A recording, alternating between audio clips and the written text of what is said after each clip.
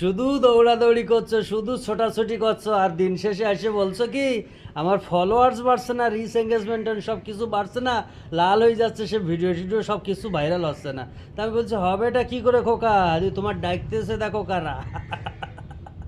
তোমার যারা ডাকাডাকি করছে না, ওই যে দুদিন আগে 2 মাস আগে কমেন্ট টমেন্ট করে এসেছো, দেখো ওখানে গিয়ে তোমার কত মানুষই রিয়াক্ট দিয়েছে, তোমার রিপ্লাই কমেন্ট করেছে, সেই ডাকাডাকিতে তুমি সাড়া দাও, যাও।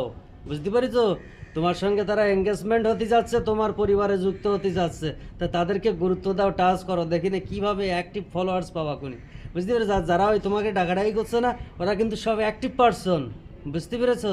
সো নতুন নতুন মানুষদের সঙ্গে প্রত্যেক সপ্তাহে জাস্ট অ্যাক্টিভ পারসন দেখে নিজেকে জড়িয়ে ফেলো, দেখো ভিউজ, এঙ্গেজমেন্ট, ফলোয়ার্স, সফলতা